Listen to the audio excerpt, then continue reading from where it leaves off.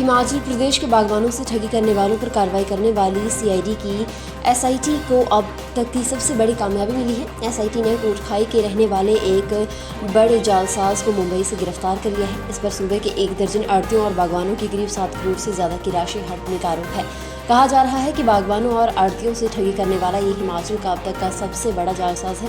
पकड़े गए आरोपी का नाम संदीप मेहता उर्फ सैंडी है। कोटखाई का रहने वाला सैंडी सोलन में आड़े चलाता था और अन्य क्षेत्रों के आड़तियों और बागवानों से उधार में सेब खरीद कर बेचने का काम करता था। 2015 से 2018 के बीच इसने कई बागवानों को रकम अदायगी के लिए चेक दिए जो बाद में बाउंस हो गए। ऐसे करीब 2 दर्जन से ज़्यादा मामलों में रामपुर, रोहडू, जुबल कोटखाई, ठियोग और सोलन समेत कई जगह की कोर्ट से ये बातचीत भी चल रहा था।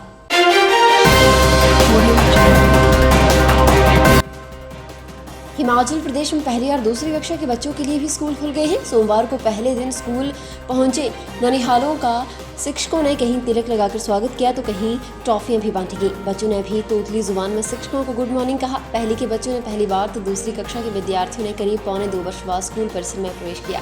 कोरोना के खौफ मिटाने के पहले दिन पहली और दूसरी कक्षा के 65% बच्चे स्कूलों में पहुंचे। कोरोना प्रोटोकॉल का सख्ती से सभी स्कूलों में पालन करवाया गया। अपने बच्चों को स्कूल छोड़ने आए अभिभावकों की भी सराहना की गई।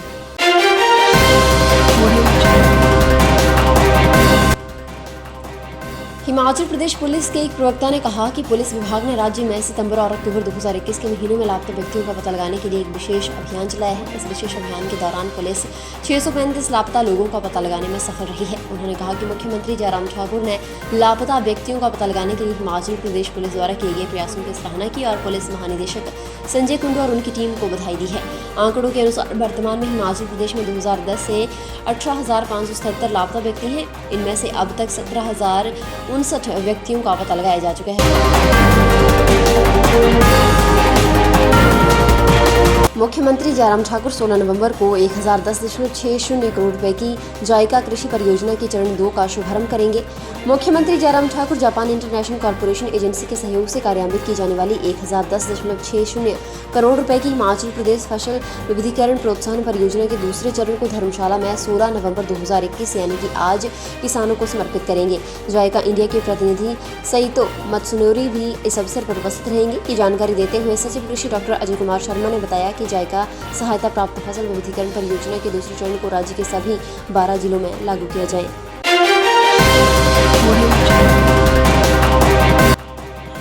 मुख्यमंत्री जयराम ठाकुर ने केंद्रीय वित्त मंत्री निर्मला सीतारमण से आगामी वर्ष के केंद्रीय बजट में मंडी में ग्रीनफील्ड हवाई अड्डे के निर्माण के लिए लगभग 3,000 करोड़ रुपए का प्रावधान करने का आग्रह किया है। इसके अतिरिक्त राज्य में राष्ट्रीय राजमार्गों के निर्माण के लिए पर्याप्त धनराशि उपलब्ध करवाने का भी अनुरोध केंद्रीय मंत्री से किया है।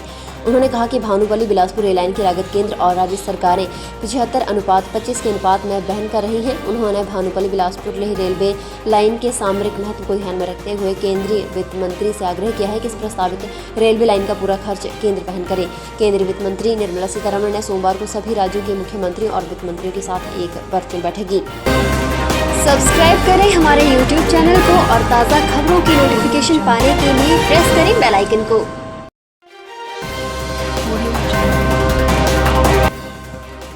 शिक्षा विभाग में प्रवक्ता से प्रधानाचार्य की पदोन्नति का कोटा 60% करने पर शिक्षक अड़ गए हैं। स्कूल प्रवक्ता संघ ने उच्च शिक्षा निदेशक को मुख्यमंत्री जयराम ठाकुर की घोषणा याद दिलाते हुए इसकी अधिसूचना जारी करने की मांग की है।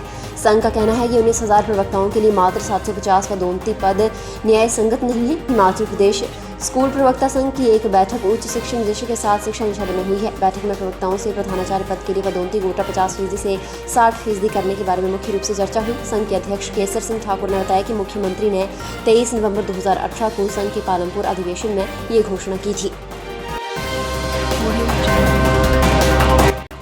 हिमाचल प्रदेश विश्वविद्यालय के सभागार में सोमवार को दिव्यांगजनों को सम्मानित करने के लिए पहली बार समारोह करवाया गया। राज्यपाल राजेंद्र विश्वनाथ अर्लेकर ने दिव्यांग छात्र छात्राओं, शोधियों और विशेष उपलब्धि वाले दिव्यांगजनों को स्मृति चिन्ह और प्रमाण पत्र देकर सम्मानित किया। उमंग फाउंडेशन और हिमाचल प्रदेश विश्वविद्यालय की ओर से करवाए गए समारोह में राज्यपाल ने संस्था और विश्वविद्यालय प्रशासन के प्रयासों की सराहना की। विश्वविद्यालय कुलपति को विश्वविद्यालय में पढ़ने वाले सभी दिव्यांग छात्र छात्राओं को छात्रावास की निःशुल्क सुविधा देने के लिए कहा गया। उन्होंने कहा कि दिव्यांगजनों को सहानुभूति नहीं, अपने को साबित करने के लिए अवसरों की आवश्यकता होती है। ये हम सभी की जिम्मेदारी है कि उन्हें ये अवसर प्रदान करें।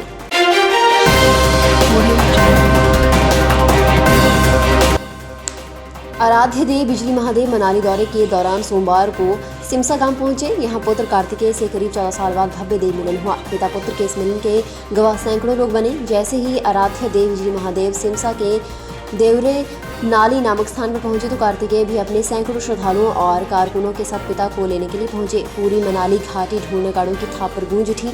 देवाधिदेव बिजली महादेव और कार्तिकेय की जय से माहौल भक्ति में हो गया। लगभग आधा घंटा तक देव मिलन चलता रहा। इस दौरान सैकड़ों लोगों ने देवी देवताओं से सुख और समृद्धि का आशीर्वाद लिया।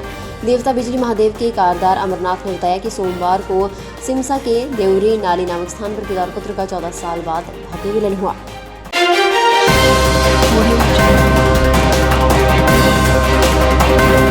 पर्यटन नगरी मनाली के तहत विशिष्ट पंचायत में एक व्यक्ति ने जेसीबी लगाकर ब्यास नदी के कुछ पानी का रुख ही मोड़ दिया। शिकायत के बाद एसडीएम मनाली डॉक्टर सुरेंद्र ठाकुर ने सोमवार को पुलिस बल के साथ मौके पर जाकर कार्रवाई की।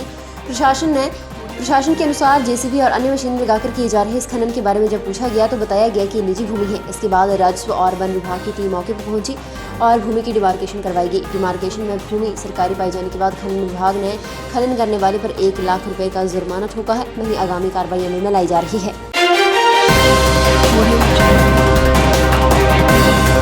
सोमवार तड़के ऊना जिले के सहकारी समितियों और इफ्को के गोदामों में पहुंची 315 टन खाद को खरीदने के लिए दिन भर लोग लाइनों में लगे रहे।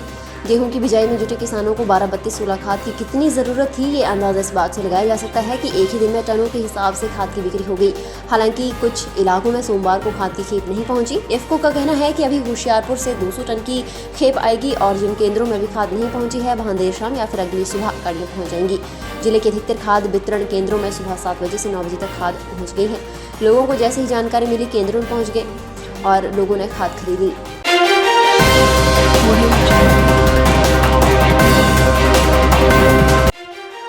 फिलहाल के लिए बस इतना ही और बड़ी खबरों के लिए बने रहें न्यूज़ सुपर भारत के साथ।